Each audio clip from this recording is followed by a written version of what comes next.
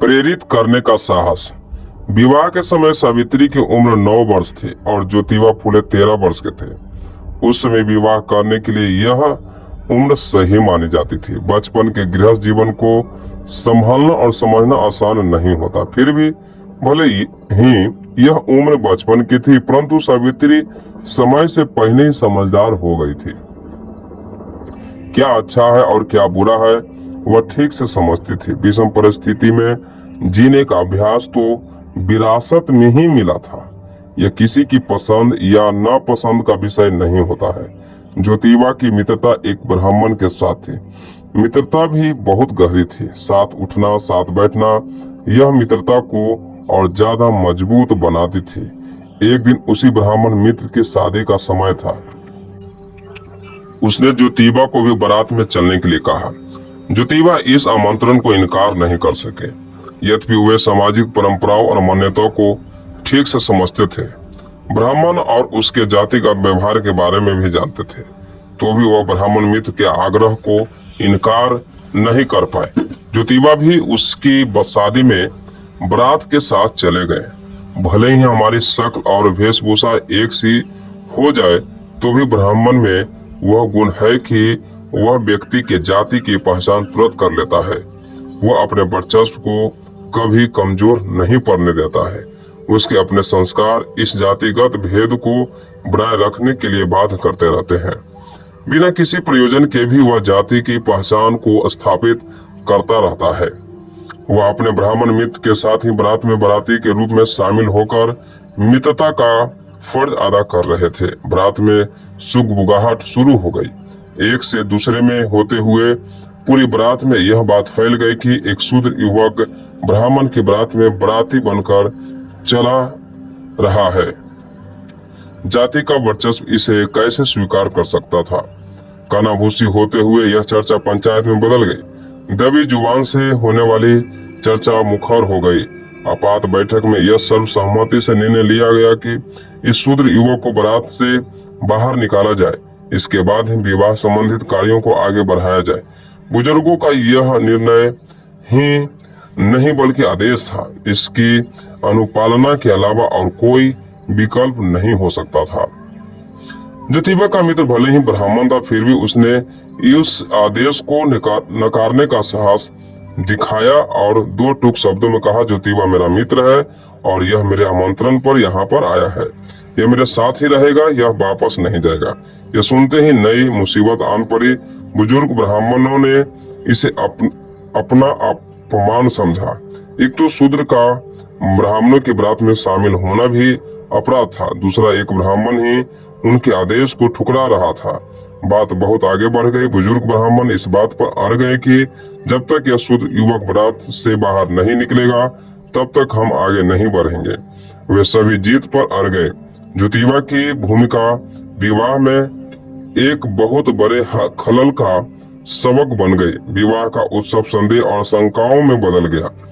लड़की पक्ष भी इस विवाद में हिस्सेदार हो गया।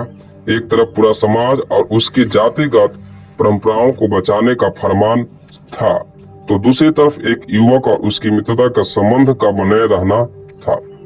भले ही वो ब्राह्मण था,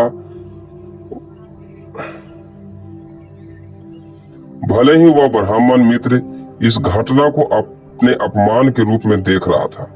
वह ज्योतिबा के साथ खड़ा था, परंतु उस प्रखर विरोध के सामने वो बहुत बौन था।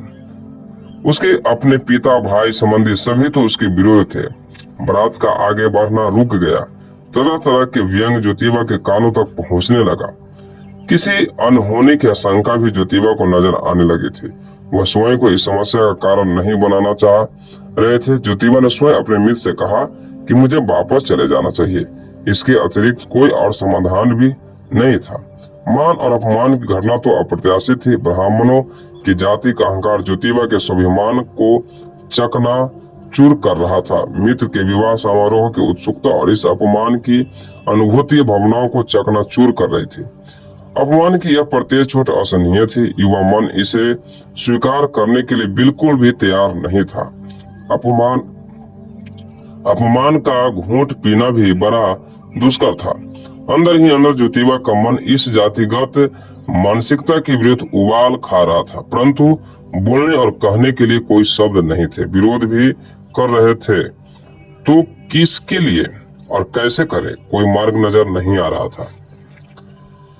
विवाह के उत्सव में बड़ा गतिरोध आ गया। बैंड बजना बंद हो गया। विवाह की सभी गतिविधियां ठहर गई। जातिगत अपमान के लिए कहे जाने वाले शब्द अब तो बिना बाधा के मन और मस्तिष्क के पार जा रहे थे। बस एक ही कमी थी कि मारपीट की घटना नहीं घटी, लेकिन जो कुछ भी घटा था उसकी तुलना में मारपीट कुछ भी नहीं थी। ज्योतिबा ने इससे पहले कभी भी नहीं सोचा था कि जाति का दंश इतना अधिक पीड़ादायक होता है। उसका अंततः मन इस पीड़ा से करा उठा था। ज्योतिबा के लिए यह सब असहनीय था। वह बारात से वापस आ गए, आकर चारपाई पर लेट गए। घर में बोलना चालना सब बंद हो गया। किसी से भी बात करना उन्हें अच्छे नहीं लग रहा था। कई दिन बीत गए, खाना पीना भी कम हो गया था। सारा दिन चारपाई पर लेटे रहते थे। उदासी के साथ उसी घटना ने मन को निराशा के आगोश में समेट लिया था। सावित्रीबाई फुले इस बदले हुए व्यवहार को बड़ी गंभीरता से देख रही थी। घर में भी ज्योतिबा के इस व्यवहार के कारण निराशा अपना प्रभाव जमा रही थी। सावित्री के अलावा कोई भी ज्योतिबा की इस दशा को समझने का सामर्थ्य नहीं रखता था।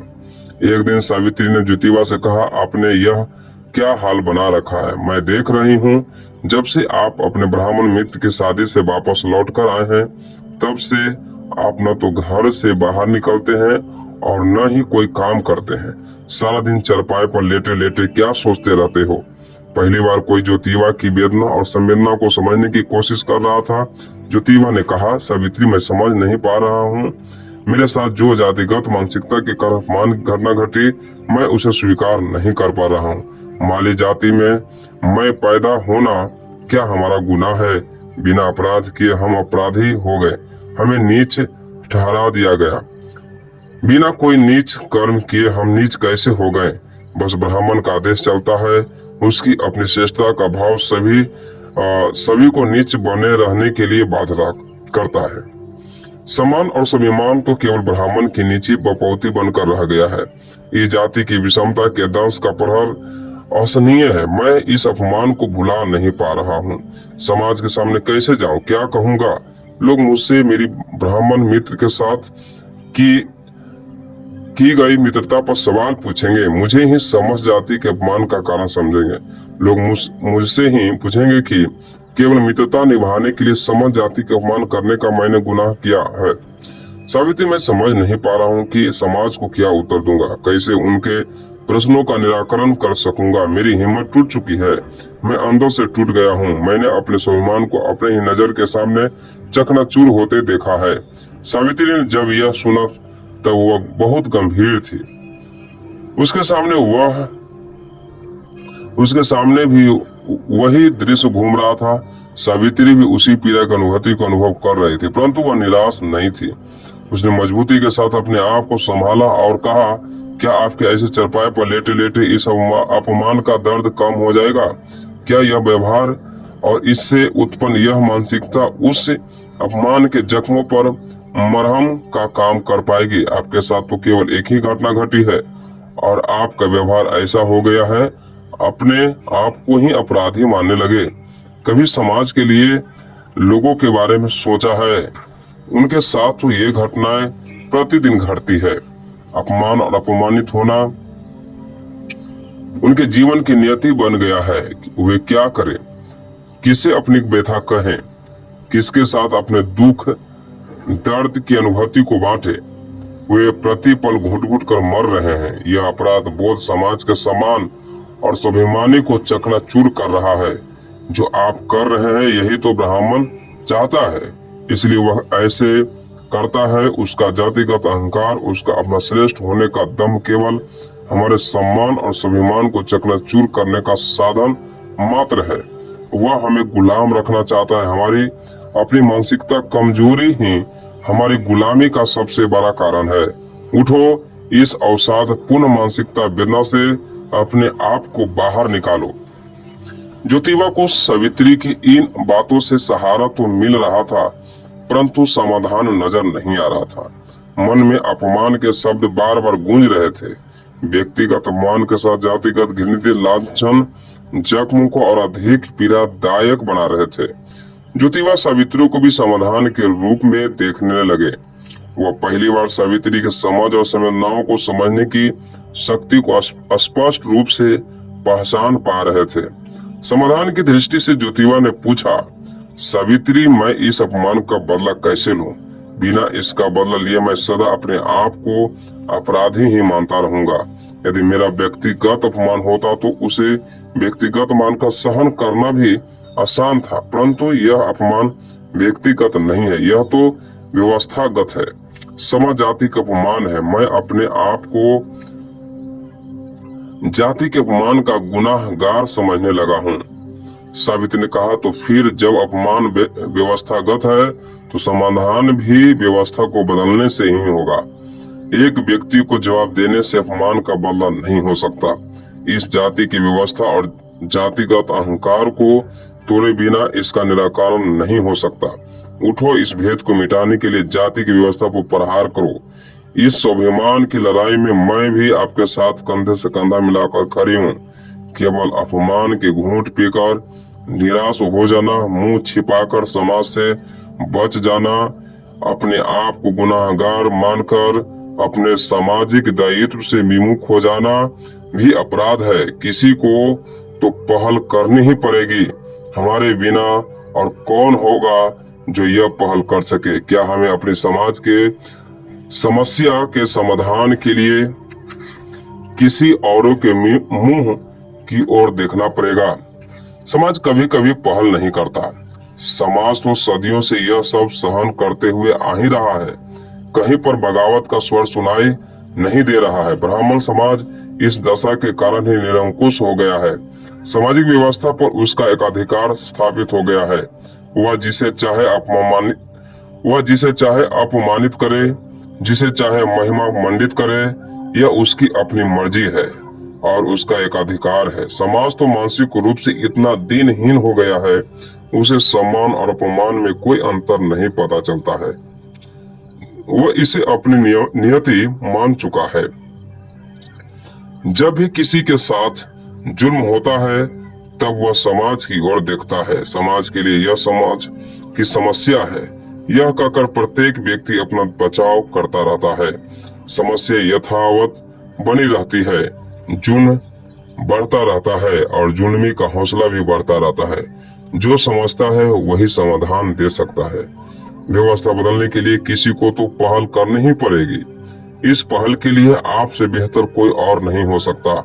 सावित्रीबाई की यह समझ ज्योतिबा फूले के लिए विस्मयकारी थी। सावित्री से बेहतर और कोई इस समस्या को नहीं समझ सकता था। दुख में दुखद संवेदना का भागीदारी तो कोई भी बन सकता है, लेकिन समाधान बनने का गुण केवल सावित्री में ही था। यह साफ नजर भी आ रहा था। सावित्रीबाई फूले की यह प्रेरणा ज्योतिबा के लिए जीवन की नई संभावनाओं के द्वार खोल रही थी। सावित्रीबाई के मुख से निकलने एक एक शब्द निराशा की काली छाया को तार तार कर रहे थे। ज्योतिबा को भी समझ में आ रहा था कि अपमान व्यक्तिगत नहीं है और अपराधी भी व्यक्ति नहीं है, तो फिर इसे व्यक्तिगत आघात क्यों समझा जाए? किसी को तो पहल करनी ही पड़ेगी। आपसे बेहतर इस पहल के लिए और कौन हो सकता है? समस्या के हिस्सेदार नहीं, समाधान बनो। सावित्री के मुख से निकले यह शब्द ऊर्जा से सराबोर कर रहे थे। ज्योतिबा को नया लक्षण नजर आने लगा। समाधान के लिए वह केवल अकेले नहीं, सावित्रीबाई भी उसकी ताकत बनकर साथ खड़ी थी। ज्योतिबा अब अकेले नहीं थे। सावित्रीबाई का साथ उन्हें मित्रता की नई परिभाषा का एहसास करवा रहा था।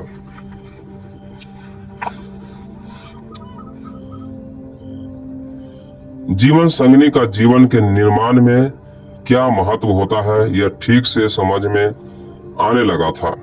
सावित्री फूले की यह समझ मित्रता का व्यवहार, जीवन संगिनी का दायित्व एक नायक को जन्म देने का काम कर रहे थे।